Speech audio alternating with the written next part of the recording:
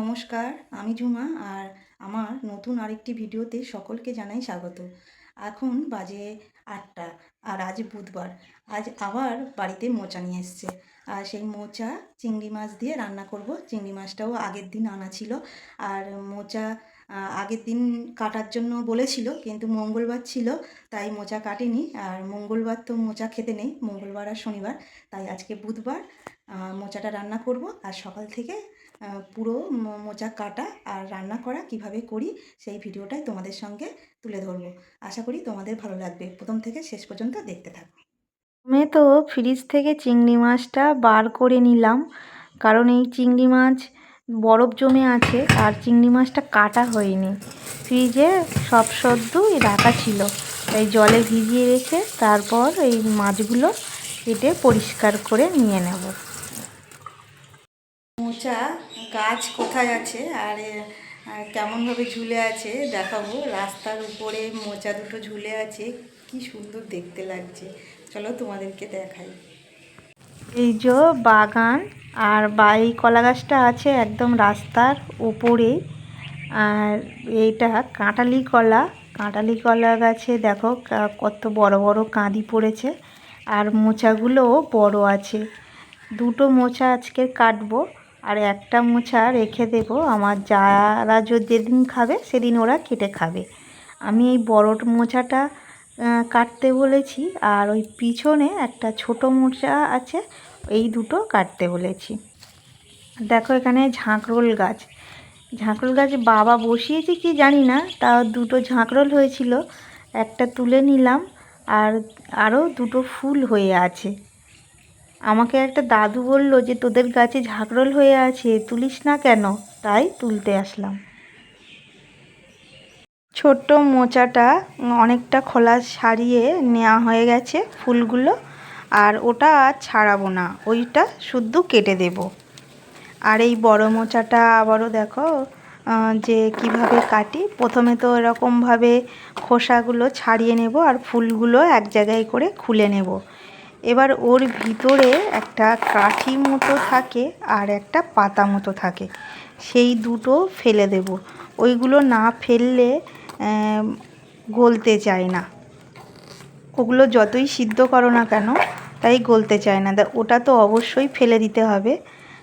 দেখো এই যে ভিতরে এই যে ছোট্ট একটা কাঠি আর একটা পাতার মতো, এই দুটো ফেলে তারপর আমি ছোট ছোট করে কেটে নেব।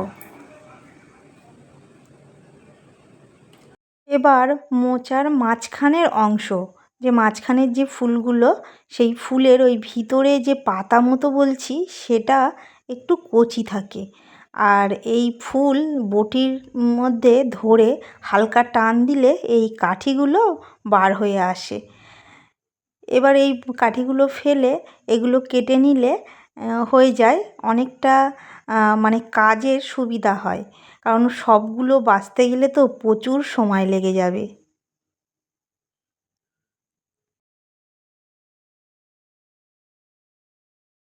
এ দেখো সব কাটা হয়ে গেছে, আর এই যে একটুখানি আছে। আর আমি এর খোসা ছাড়াবো না, খোসা ছাড়াতে গিয়ে ভেঙে যাচ্ছে। বুঝতে হবে যে এর এইটা সবটাই নেওয়া যাবে। দেখো আমি এবারে কুচি কুচি করে কেটে নেব।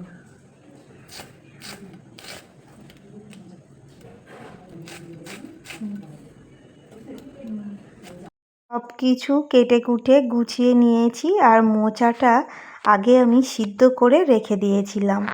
এরপর আমি এই আলুগুলো ভেজে তুলে নেব, তারপর চিংড়ি মাছ ভেজে আর মশলা করব। পুরো আদা রসুন পেঁয়াজ টিয়াজ দিয়ে ভালোভাবে মশলা করে তার মধ্যে দিয়ে দেব মোচা, দিয়ে ভালোভাবে কষিয়ে, একদম জল দেব না, শুকনো শুকনো করে কষিয়ে নামিয়ে নেব। আজ আমি তোমাদের সঙ্গে আমার ছোটোবেলার কিছু কথা শেয়ার করতে চাই, কারণ এইগুলো আমার ভীষণভাবে মনে পড়ে। আমি তো গ্রামের মেয়ে, আর আমার বাবা চাষবাস করে।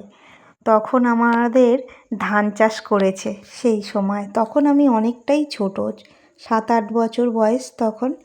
আমি প্রথম আমার রান্নার হাতেখড়ি আমার মা আমাকে বলে গেছিলো যে শুধু ভাতটা করে রাখতে, বা আলু সিদ্ধ দিয়ে ভাত করে রাখতে। আমি কি করে বলে আমার মা মাঠে চলে গেছিল। সেই দিনকে আমাদের ধান ঝাড়া হচ্ছিল। এবার আমি কি করেছি, ডাল করেছি আর আলু সিদ্ধ দিয়ে ভাত করেছি।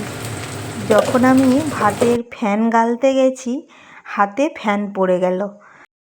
ফ্যান পড়ার কারণে আমি ভাতের হাঁড়িটা ছেড়ে দিয়েছিলাম, আর ভাতগুলো সব উনুনের মধ্যে ঢুকে গেল, গিয়ে পড়ে গেল।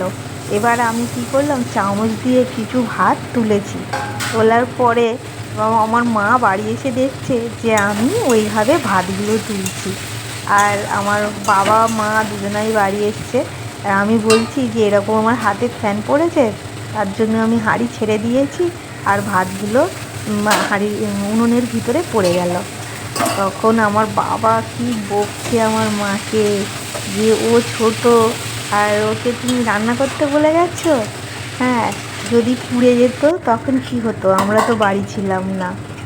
সেই আমার প্রথম রান্নার হাতেখড়ি। আর এখন তো আমি 20 বছর ধরে রান্না করছি। রান্না করতে আমার ভালো লাগে, কিন্তু মাঝে মাঝে একদম ইচ্ছা করে না রান্না করতে। কিন্তু কি করব, আমার তো কেউ করে দেওয়ার লোক নেই, রান্না করেই খেতে হবে। তোমাদের সঙ্গে গল্প করতে করতে আমার মোচা চিংড়িটা হয়ে গেল। এবার মাছটা ঝাল করব। আরেকটা কথা, আমার যখন বিয়ে হয় তখন আমি চা পর্যন্ত করতে পারতাম না।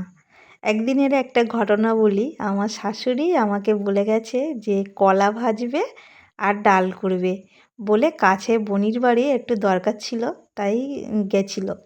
আমি কি করলাম, কলাটা কেটে আর এক কড়া কড়া জল দিয়ে তার মধ্যে কলা দিয়ে সিদ্ধ করতে দিয়েছি। এবার আমার ননদ বাড়ি ছিল। ননদ বলছে, এই তুই কী রে, কী করছিস? আমি বলছি, এই তো রান্না বসিয়ে দিয়েছি, এই কলা সিদ্ধ করছি, ভাজা করব। ও তখন পাশের সব কাকিমাদের ডেকে বলছে, ও কাকিমা, এই দেখবে এসো নতুন বউ কী করে রান্না করছে। এবার আমি তো ভয় পেয়ে গেছি, বলি কি আমার কি হলো, কি ভয় পেয়ে গেছি। তারপর সবাই হাসাহাসি করছে, বলছে কলা ভাজতে গেলে কোনোদিন সিদ্ধ করতে হয়, কলা তেলের ওপর দিলে গলে যায়। এইরকম সব ছোট ছোট ঘটনা আমার খুব মনে পড়ে, তাই তোমাদের সঙ্গে আজকে শেয়ার করলাম। আমার ভিডিওটা কেমন লাগলো অবশ্যই বলো। যদি এরকম ছোট ছোট গল্প শুনতে চাও তাহলে কমেন্টে অবশ্যই জানাবে। আমার ছোটোবেলার অনেক গল্প আছে, যেগুলো মনে পড়লে আমি মাঝে মাঝে একা একাই হাসতে থাকি। ওগুলো আর মনেও পড়ে ভীষণভাবে। ব্যাস, হয়ে গেল মাছের ঝালও, আর সামান্য একটু ভাজা মশলা দিয়ে নামিয়ে নিলাম। এখানেই ভিডিওটা শেষ করছি। ভালো লাগলে লাইক করো।